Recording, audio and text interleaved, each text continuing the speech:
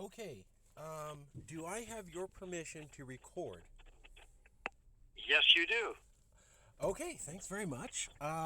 So, what I normally do is I ask people to introduce who they are, their name, uh, and what they're about, just so that the introduction to them is how they want to be seen. So, could you All tell right. us who you are, sir? Why we're talking? What you're about? Mm-hmm. All right. My name is Jim Hogue, and I have been asked to comment on the concept of secession, I believe. And Yes. I was a high school teacher for 14 years and an actor. And eventually I ended up doing acting and farming and writing, and I joined the secession movement in Vermont and took on the character of Ethan Allen, who was the most important founding father of Vermont. And I toured that, and I performed that in California and in Boston, um, various places around the country. And here I am trying to settle down and not take not put so much on my plate, but every time I turn around, I've got something else. uh, what's that like? Uh, sorry, I Well, digress. I'm 71, and what it's like is I'm beginning to worry that I'm never going to find that that time when I can do a little bit more relaxing instead of worrying about the next deadline and the next job that I told somebody I would do and this and that. And I keep getting asked to do things, and I don't know how to say no because they're usually interesting and uh, of a patriotic and humanitarian nature. So I keep at it. And I consider secession to be the end result of a lot of thought and um, the answer to a lot of the questions that I think you and I might be talking about Oh tonight. yeah, yeah. I want to get into that. I do want to point out to anybody out there that you have been to San Rafael to give your Yes. speech, and people were able to see a very good impersonation of Ethan Allen in full regalia. I mean, you have the entire kit, Hmm. accent, and then you're talking about a relevant topic. If you ever get a chance to see Jim Hogue, uh, it's a good show, especially for kids. Very much Hamilton esque. I know you're not doing hip hop, but you seem to bring the material alive, which way more interesting than what I was taught.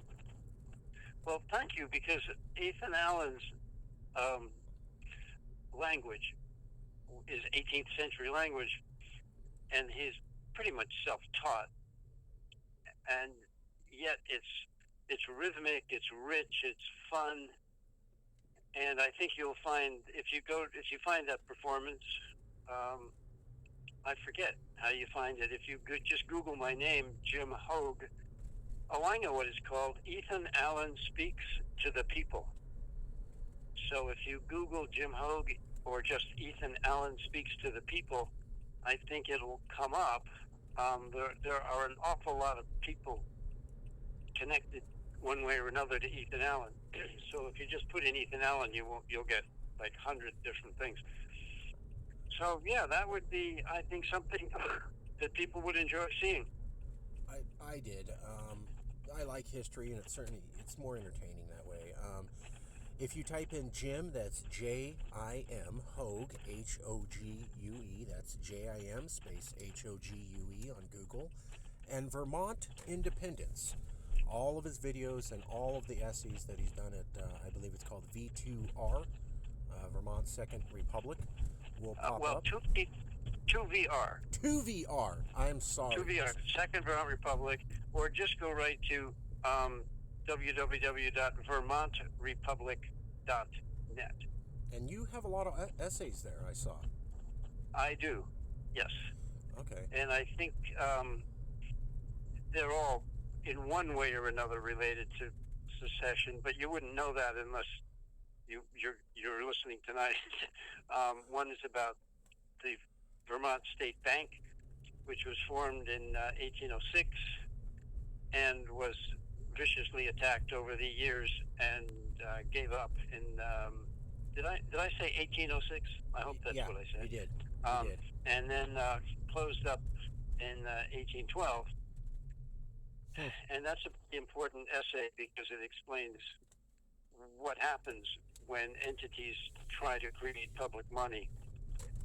And I don't know if you're listening. I do want to ask you about that specifically because there's only been one state bank for the last century, and that's been in North Dakota. California recently opened up a state bank, as I posit or believe, because California politicians actually want to become a nation. They just won't publicly say it, so they'll do things in the background. But before we get into that, I want to cover the basics. So you have been with the Second Vermont Republic for how long? Well, since I think about the mid 1990s, maybe 2000.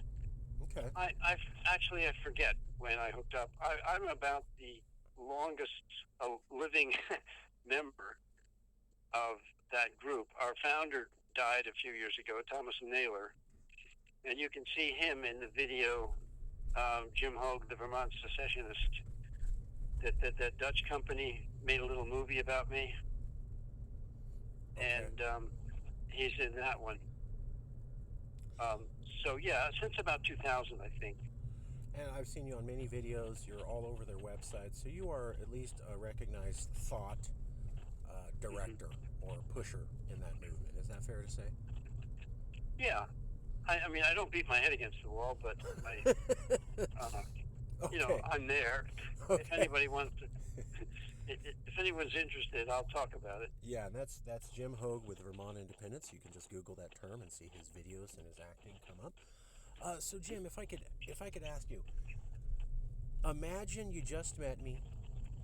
I don't know anything about this, and you got just a few minutes to leave me with an idea that this is reasonable. Why does Vermont need to be independent? What's that all about? What are they thinking?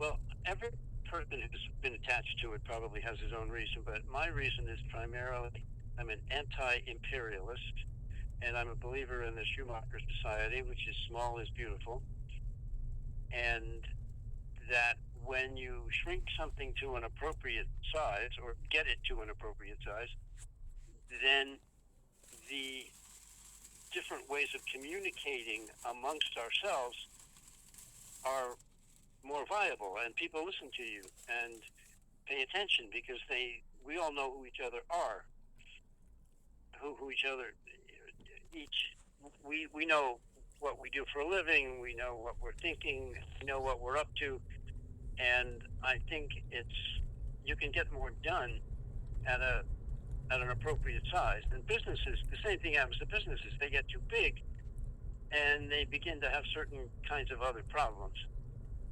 So, essentially, it's because I'm an anti-imperialist, and I believe that small is beautiful. And what are the main reasons other members say? I know you're not speaking for them, but is that what most people you've heard say, or have you heard some other top reasons that people give that are in supporting Vermont independence?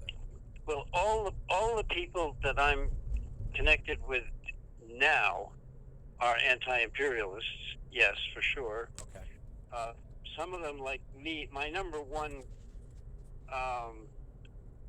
priority is monetary independence. Like there have been different countries in the world and different states even that have come up with monetary independence. And what monetary independence means, well, I'm not answering your question. I'll get back to that because it's important. But what do other people in the movement think? I think most of us would regard ourselves kind of as left-leaning libertarians, because I'm a libertarian for sure, but I'm not I certainly didn't support Trump. Excuse me, I didn't.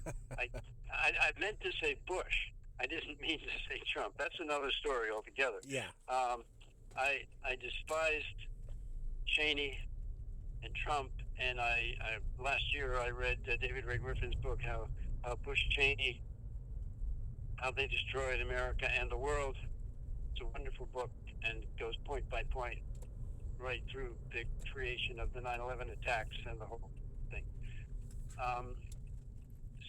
So everyone I know is a anti-imperialist, and everyone I know has some sense of monetary, the value of creating your own monetary system.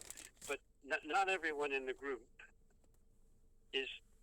focuses on the money part of it. I think many focus on the political end of it, and some focus on the food end of it, and some on the just the sense of independence and not having to kowtow to the federal government. But to me, it comes down to monetary independence, and I'm writing a very long article now called All Wars Are Bankers' Wars, which I've taken the title from the Rivera movie, but that's kind of what it's about. And that explains that the person who creates the money, be it a king or a bank, that person is the sovereign. And everybody else has to kowtow to the sovereign. And in the U.S., I'm sort of switching topics here, but this is the essence of my philosophy behind the whole thing, is that what used to be the United States used to be. There is no longer an entity that is a political entity known as the United States. I consider that to be a romantic, nostalgic notion, because if you look at the facts, if you look at the assassination of JFK, RFK, and Martin Luther King, that were never properly investigated, and nobody was, none of the perpetrators of those events were held responsible. If you look at 9/11, which, if you still think some guy in a cave was able to circumvent the American military and pull off 9/11, you're probably not listening to this broadcast. So there are other incidents. Well, I think the most telling, for those of you who, after what I've just said, if you don't get it yet, what happened in 2008, the bankers actually got caught. There was an investigation and prosecutions on the way. And what happened? Obama and Holder forbid, or is it forbade or forbade, those investigations, cut them off. And I've spoken to prosecutors who said that's exactly what happened. They were in the middle of prosecuting people like James Diamond, and the whole thing got shut down because Obama and Holder said so. Now, the point being, if you're the sovereign, are you going to call off an investigation because a banker tells you to? Think about that. A banker, an investment firm, told the President of the United States and the Attorney General of the United States to back off, and they did. So who's the sovereign? So that's kind of my whole pitch about the U.S. being a nostalgic, romantic idea that is no more. Because if the United States was a country and it had a judicial system that was close to working, a banker wouldn't be able to tell the president of the country and the attorney general, oh, don't prosecute us, or we'll do all these kind of nasty things, and you'll be really sorry. And so where does that come from? That comes from an evolution of power from the presidency and the judiciary and the Congress to the banks. Now, there's always been that struggle, and that's what my paper is about, partly. It's called, again, All Wars Are Bankers' Wars. But the struggle for power has been between the central banks and Congress and the presidency and the judicial. And I consider that we lost in 1913 with the creation of the Federal Reserve. That's when the bankers really were able to sink their teeth into the government and begin their essential control of it. Well, let me ask them. But we saw that for sure with the assassinations of JFK, RFK, and Martin Luther King, and the 9/11 attacks, and the meltdown of 2008. And I could give you a bunch more, but you get the. Yeah, let me ask you a question if I can. What I think I'm hearing is you're saying the federal system doesn't work, and yeah, Bush was horrible, and yeah, Trump's horrible, but Obama did some really not great things too. And so just because you're going to elect a liberal leader doesn't mean that America, the way that it should be, is actually going to come back into play. That a simple election isn't going to right everything and make it all better. Am I understanding that correctly? Oh yes, yeah. So you don't. I mean, there may be some people better than other people. I can't deny that. But if the bankers are sovereign, which they are now, look what happened to Paul Wellstone. I'm sorry, you're breaking up. I can't hear you. Or were you just? No, I'm here. I'm not doing anything. Okay, because there was a strange echo, weird stuff coming through the phone. Look what happened to Paul Wellstone. Beyond, we're talking, beyond JFK, RFK, and Martin Luther King, we got Paul Wellstone and Carnahan, and is that right? And then you've got essentially Dennis Kucinich, who was on the right path, and he got run out of office. I think he was gerrymandered out of office, and his brother, I think, was killed. And then there's Cynthia McKinney, who started to ask questions about 9/11 and the election fraud, and the Democrats ran her out of her seat in Georgia.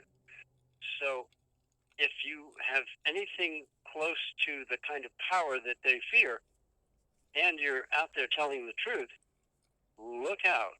I would point at the moment to the impeachment hoax against Trump. I'm not, in favor of him, but God, I think he's 100 times better than Hillary Clinton would have been. And I think this whole impeachment thing is motivated from the deep state, who are using the Democratic Party as their way of making sure that the Trump presidency is crippled at best, because they don't want him going after Biden and Biden's son. They don't want him ending wars. God, that's their worst nightmare, is stopping the military-industrial complex from moving forward. And you feel that So I'm not sure what question I'm answering, but go ahead. And you feel that the federal government under Obama, and if it was under Hillary Clinton, would still be one beheld to financial interests and pursuing adventuresome abroad with the military. Is that right, sir? Almost. Obama was certainly elected via Wall Street. That was clear in the campaign, because that's public.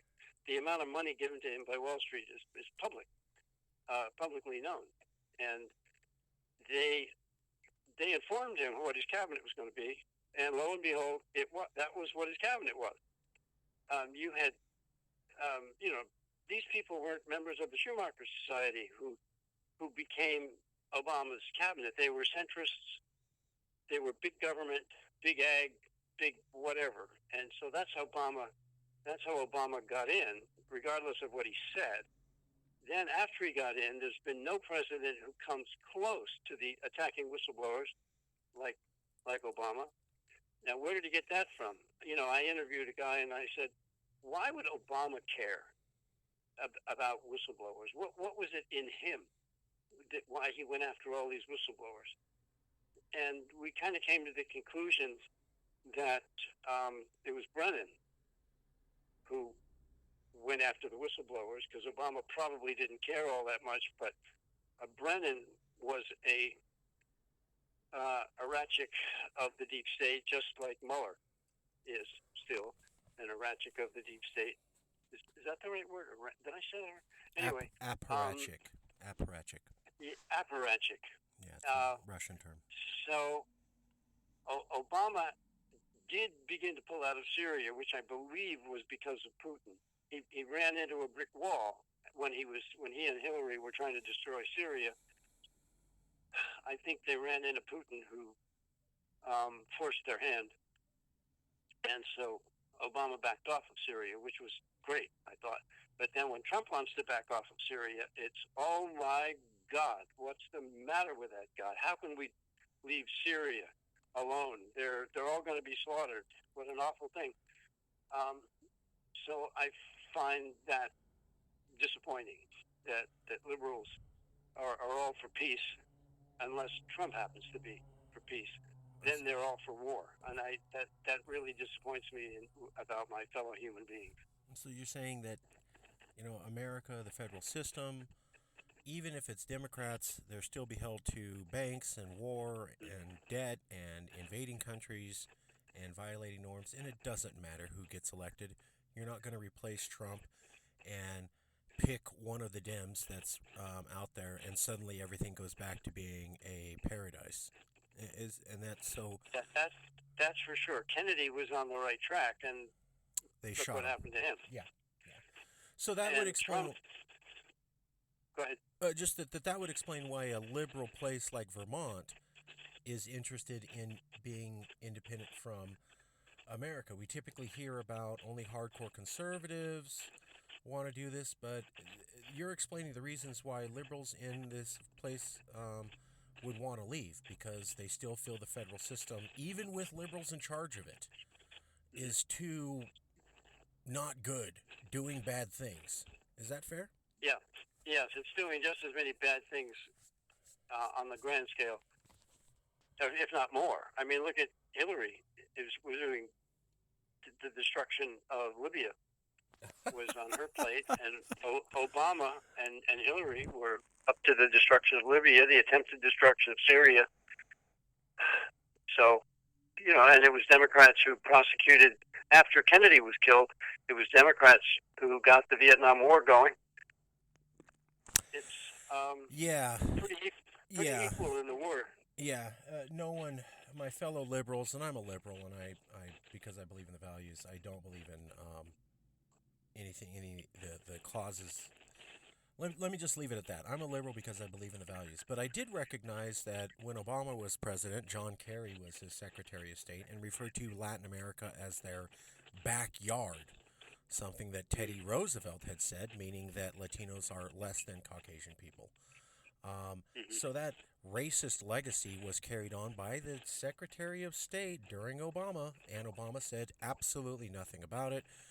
Additionally, you have thousands of Mexicans killed with the Fast and Furious thing, of which nobody was brought to be held to account for that. And finally, my favorite thing that's unknown to liberals is that Honduras, the democratically elected leaders, were overthrown by Hillary and Barack. No one brings that up, ever. Yeah. Was that Rios Montt? I forget who.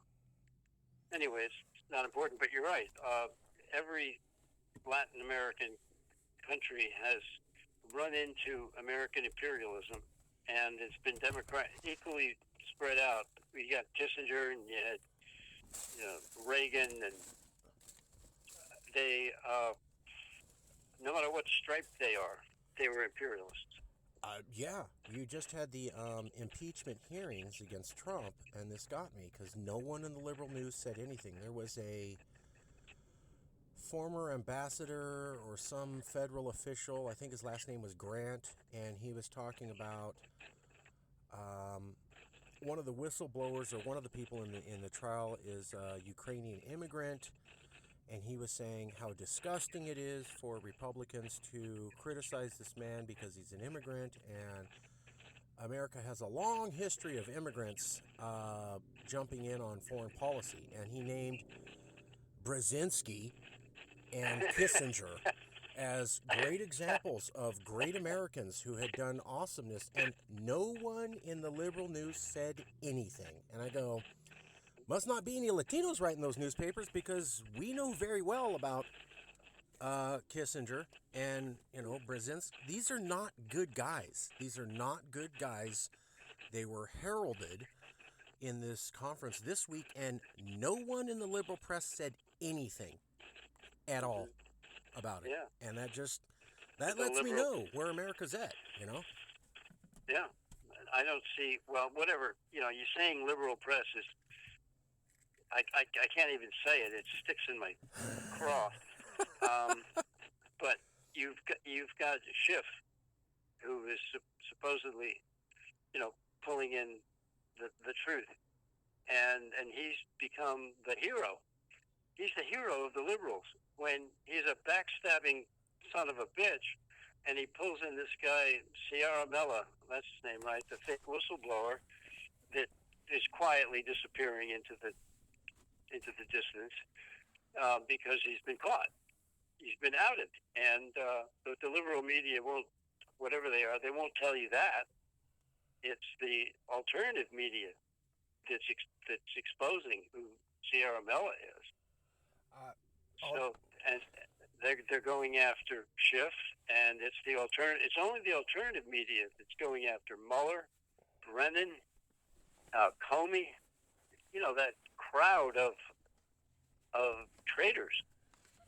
Well, if they want to do that, it's fine. I have to say, because this is for Cal Exit, that Adam Schiff is very popular here in California. I'm not going to debate the issue. I'm just putting that out there because ultimately this will go out to Californians. Although we don't edit anything. So let me. That's interesting. Oh, I'm sorry. Go ahead. Yep. I had no idea that Schiff was popular in California because I don't know what he represents for Californians.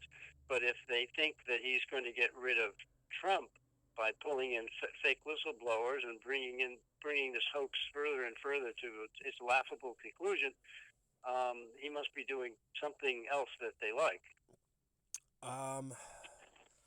I'm not taking a stance. I'm simply going to say what it is. Trump is bad. Everything he does is wrong. Anything anyone does that's against him is good. That's how Californians think. So I've run into Vermont liberals who think that too. So you can go against the Constitution and every honorable thing you ever thought of when you were a Boy Scout or a Girl Scout, and it's okay to drop that, throw it in the trash bin as long as you can get rid of Trump. And I don't know how people's brains work. I'm happy to say my brain doesn't work that way. I'm not gonna. It's not what we're here for. I'm just saying how people view it. I'm not taking a stance or commenting at all. I'm just reporting.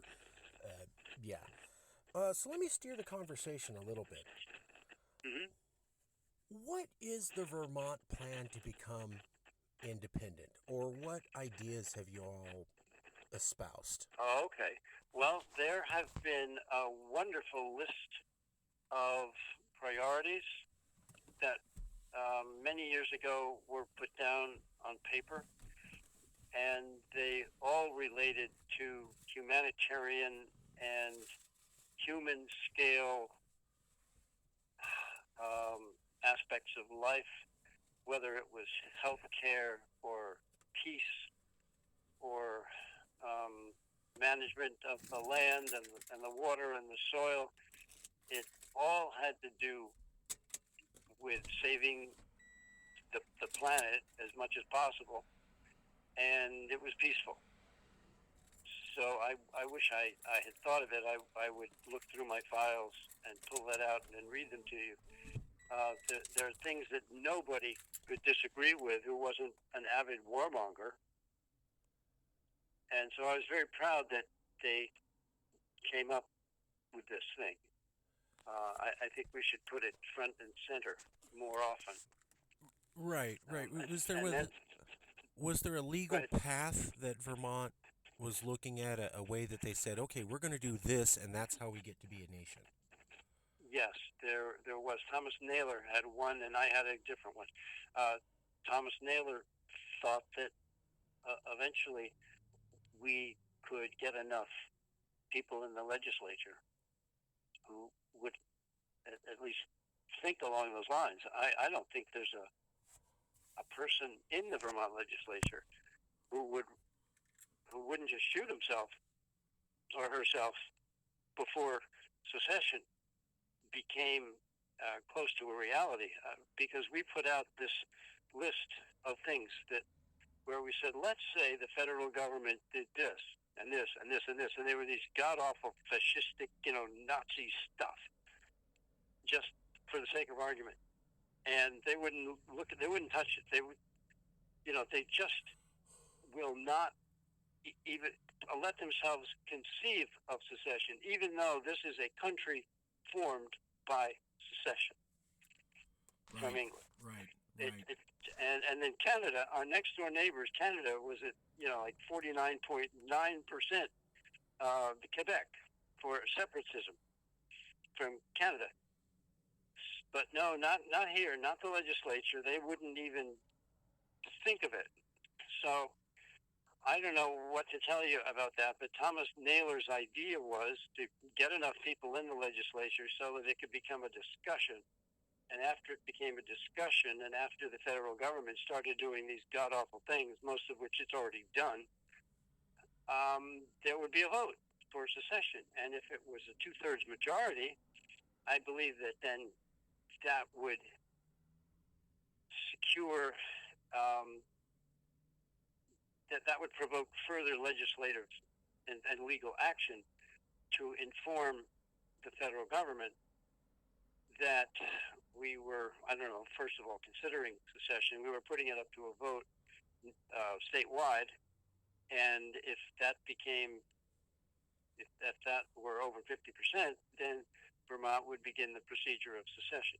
So what I said to Thomas Naylor, that's the political legal aspect that he wanted to go. Okay. What I said to him was, if we do that, but we're still in the Federal Reserve debt money system, we haven't done enough. I think we should first do the easy thing, which is to get the legislature to get out of to get away from the Federal Reserve system, kind of like what North Dakota did, only they're still tied to the Federal Reserve system. But at least get a state bank, so that the money can circulate, even though you're still in that debt money system. At least that debt money is circulating within the state of Vermont, and you're not going with your hands out begging for money on the bond market. But he didn't get that. He and some other people, that were very important to the movement, didn't really want to go there. But so anyway, I'm answering your question that I think there are two different aspects to it. There's the original aspect that Thomas Naylor had, and I think what I'm advocating is much more accepted now among the people left fairly active in the movement. I think they agree 100% that who creates the money is the sovereign. And so let's become the sovereign first, and then secession might come down the road. Okay. I mean, watch what happens. I mean, look what happened to all those Middle Eastern countries because they were still independent monetarily. And your audience could disagree with me completely if they want to. But every single one of those countries, Afghanistan, Iraq, Iran still, and Syria and Libya, they were all independent, truly independent, because they were monetarily independent.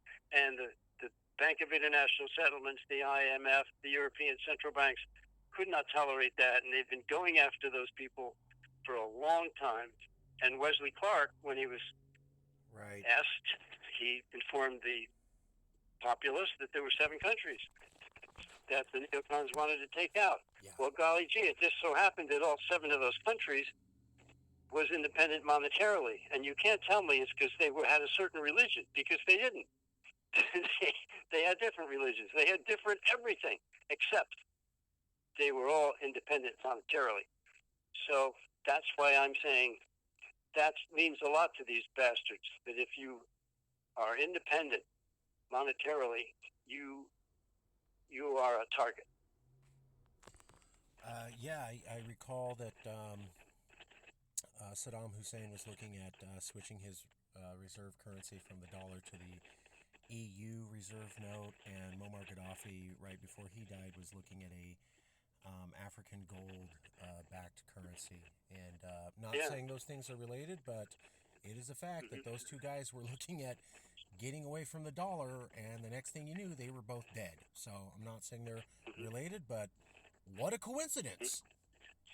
Yeah, well, of course, I'm saying they're related, and their countries were destroyed at the same time. And what is in my article, I said that the golden goose for the banks is reconstructing the countries that their constabulary has destroyed. So let your listeners think about that one. Huh. You know, the bankers make money both ways. First of all, they bet on both sides. Second of all, they make money all the way through the bombardment process, because the country that's doing the bombarding has to borrow the money to do it. That's called banking. It's the debt money system. And thirdly, then they get to send in, Bechtel and Halliburton. Yeah, Halliburton and that gang. They get to send the military-industrial complex in to rebuild, and the bankers are making money off of that. So that's why they hate peace. That's why all wars are bankers' wars. And if you look at what actually happened, I'm not making any of that up. Your listeners know that that's exactly what happened. And they can think, well, that's just coincidence that the bankers are making money off this. Of course, they're bankers, they're blah, blah, blah, blah. Well, that's what bankers do. It's true. The Bush family betted on both sides in World War II. They supplied the early, they supplied Hitler and company with money, and Hitler was Man of the Year, Time magazine. Right, 1939. So, yeah, there's a lot of truth behind what I'm getting at here, which is that sovereignty is a function of monetary creation. So let me just summarize, if I can. Just summarize for the people listening in. So Thomas Naylor, who was before you, had this idea that they would somehow get into the politics of Vermont and somehow get a majority of the Vermont legislature to discuss and therefore vote for secession. Once you had a majority of the Vermont legislature, then they could go to Congress with some sort of political will. And you're saying, that's great, maybe go ahead and do that, but let's be clear. If you don't have independence from the Federal Reserve, you don't have independence, really. You don't have independence. And so the first step should actually be, maybe you're still technically a state, but you're financially independent from this federal system. Am I understanding that right? Is that a fair summary, sir? Absolutely, and partly because it's easier. The political aspect of it is like, forget about it. They're so far away from that it's just a pipe dream. Whereas financial independence is a little sneakier. You can actually, do that from the ground up. We could create credit unions that were secessionist credit unions and pull the farmers together. There are ways to do that without the legislature, without their consent. So you could kind of get a secessionist movement going, even if the very people in it weren't quite aware that it was necessarily a secessionist movement. But I think more and more people are coming to realize that when they gain monetary independence, I don't mean financial independence, I mean monetary, which is the creation of money. Right. When you gain that, you're essentially independent. And Vermonters, well, the old Vermonters like to think of themselves as very independent. The ones that have moved up here, like me, since the 70s, tend to be more reliant, and they have more faith in the government, I think. how would the state of Vermont become financially independent? Oh, we have clean water, which is a very important resource. We have uh, productive forests. We have technology. We have a lot of invention that if it were allowed to come to the fore, I think would make a lot of money for the state of Vermont. We technically kind of break even between what Vermont pays to the federal government and what Vermont gets out of it. But what they say Vermont gets out of it, to me, that doesn't mean anything, because a lot of what they say Vermont gets out of it is people like, guards in all the buildings, paid for by the federal government because they're guarding. That's not money that we want. That's not anything helping the state of Vermont. But is there an act? So I'm sorry. Go ahead. Is there an act, a thing that Vermont could do to become independent from the Federal Reserve? I think you were talking about making their own system of finance.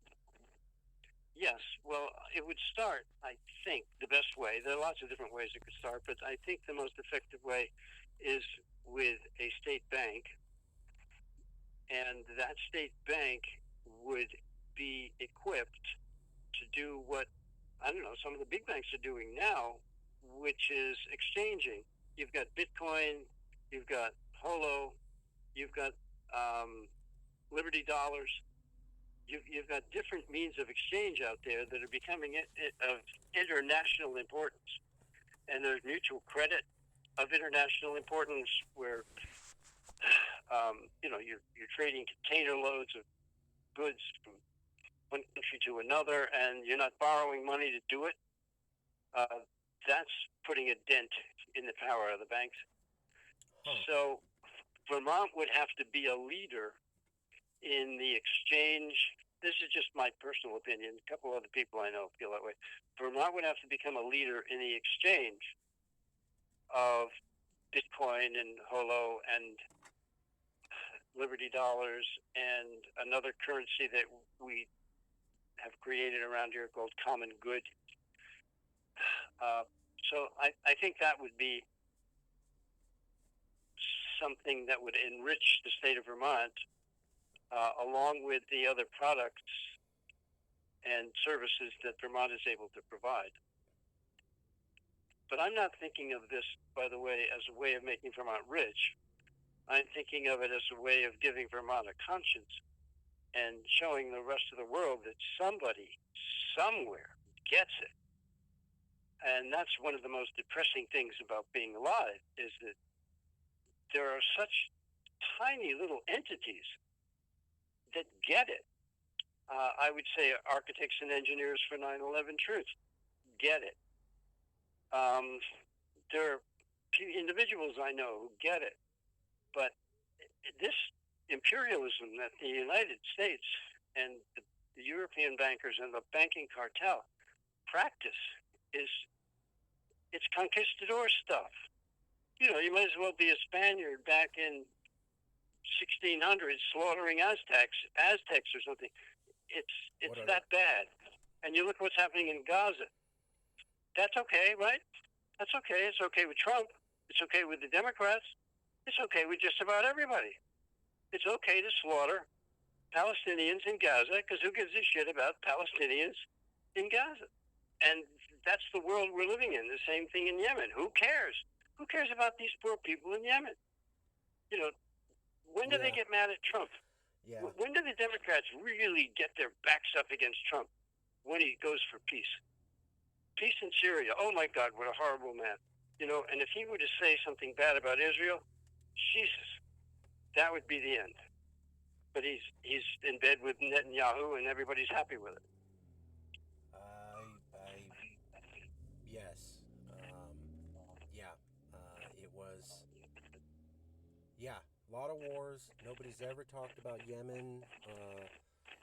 The administration, the federal government's been helping out Saudi Arabia bomb hospitals and stuff for years, way before Trump came on. And no one talks about that. You're right. And Hillary Clinton can talk about how John Negroponte is a great man. And yeah, you know who Yeah. that is. As a I re- Latino who's educated on America's policies, I know who that is. But no yeah. liberal criticized her for saying that. No one said anything.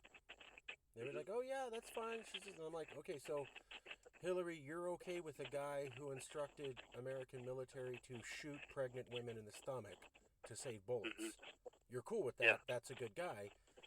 No conversation in the liberal press about this at all. So Yep. yeah, I do find it Janus faced par excellence. Yep. Yeah, and to call them hypocritical is so pointless because you might as well just say because it doesn't mean anything to them. Of course we're hypocritical. it's it's a given, but it's so sick. What they do, what Hillary Clinton has done is just plain sick. At least Obama's a gentleman. You don't think of it that way with him. It's not. You don't. I think of what he has done as sick because of what he's done to whistleblowers. But at least he did start the move to get us out of Syria. I believe. I mean, I could be wrong on that. I had a radio program and I interviewed people from Syria, and I've interviewed ambassadors. My cousin was the ambassador to the UN, Really? and yeah, it seemed from Australia, but anyway, and he was also the ambassador to the Philippines. Um, so I do believe that Obama started the backing off from Syria against the advice of a lot of these bastards who just were drooling over the war. And I've traced to the best of my knowledge, and boy, was it complicated, and I can't even remember what I learned. But Syria was an extremely complicated situation with people pulling from all sides: Turkey, Israel, the bankers, different sides within Syria. Syria is a mess.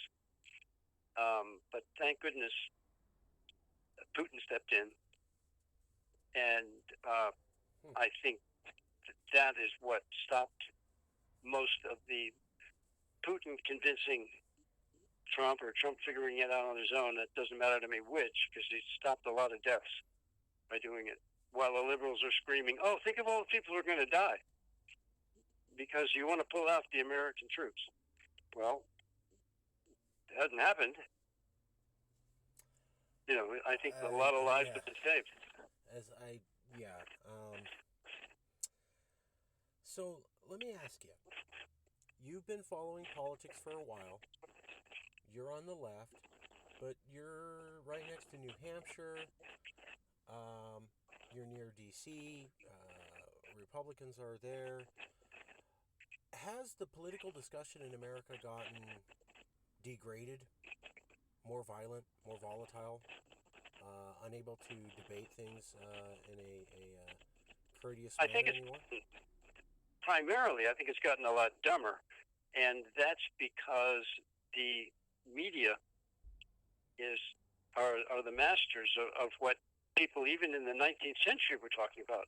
Throw the people something to argue about, and they'll argue about it, and we get to do whatever we want because those idiots are out there squabbling over a few bucks in healthcare or this, that, and the other thing. They're squabbling over something of mediocre importance, while we get to slaughter people in Yemen and in Gaza, in Bolivia, in Venezuela. We get to do all this stuff because people are so stupid that they want to fight over LGBT, whatever it is. LGBTQ. Yes, thank you. And I put a C at the end of that, which stands for clueless, but that's just a very personal take I have on the argument itself. So anyway, that's what I think has happened, is that the political discourse is not really political discourse unless you get into a pretty high level of person or knowledgeable person. Does it seem, though, that Americans are more angry and less able to talk than in the past? I don't know. I remember I got into politics during the Vietnam War, and there were adults who actually said, I'd rather have my son killed in Vietnam than go running around with long hair trying to, as a peacenik. I mean, they would say that. It was like so frightening that I could be on the planet with human beings that felt that way. That was really weird to me because I was, 18 or more like 20. And to hear people say stuff like that, I'd never heard anything like that before. And so I knew how low the political discourse could be then when I was 20. So I suppose there have been times when it's gotten higher and times when it's gotten lower. So I can't really answer your question that it's much worse now because it was pretty bad during the Vietnam War. Okay. Among some people, much higher. It's a much higher level among other people. Well, we're a few minutes out till the end of the program. Is there websites you'd like people to go to find you? Key thoughts you'd like them to take away? Yes, not to find me, but to find the brilliance behind the Vermont secession movement, go to vermontindependent.net. Okay. And you will see brilliant articles on all kinds of subjects, but all related to freedom, independence, anti-imperialism, sovereignty, ideas, great ideas, agricultural ideas. So that's vermontindependent.net. Okay. And I'm writing a screenplay. So that's up there. I mean, not the screenplay, but discussions about it are up there. It's a screwball comedy about secession, if you can imagine that. Hey, that sounds great. So if you run into anybody who's interested in it at all, please give them my number. I'm interested. You got my number. Okay. So yeah, let's talk. Because I'm looking for people to. Yeah, I'd love to talk more later about that. That wasn't what this show was about, but it is a movie about secession and independence and camaraderie and stuff like that. Okay, real quick, because you got me hooked. 1 minute. Teaser trailer. What is this comedy screwball thing about? Okay, it's about 6 inmates from the Vermont Mental Institution who secede from the institution in agreement that they want Vermont to secede from the Union. So they're such goofballs, and they have so much fun, and they have so much ingenuity about them that they gain a lot of support from the state just because they can't catch them.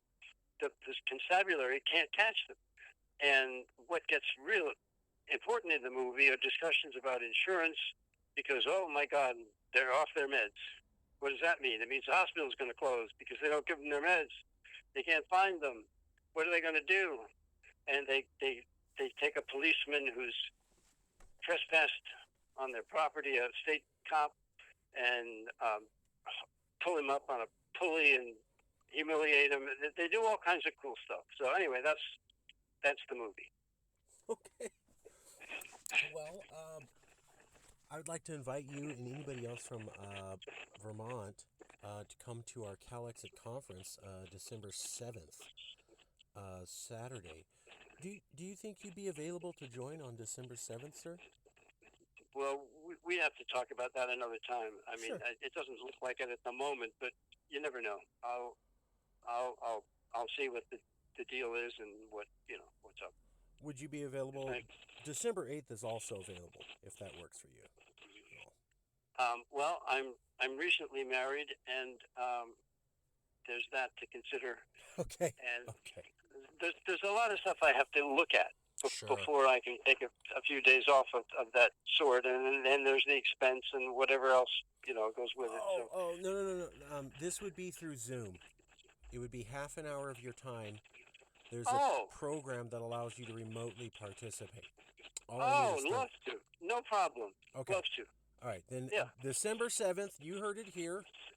We'll have you on. I'll talk you through how to get on Zoom. It'll be really easy. We'll do a test later on, and anybody else from Vermont Independence that wants to come on, they are Okay. all Yeah, invited. I used Zoom once. It was very tricky, so I need some coaching. But, I will walk you through it. I will walk you through it. Okay. Absolutely. Yeah. All right. Well, thanks a lot. All right. We'll go from there. All right. I'll email you tonight or tomorrow with a copy of this and info on how to join the conference, sir. Okay. All right. Bye-bye. Right on. Okay. Bye-bye. Bye-bye.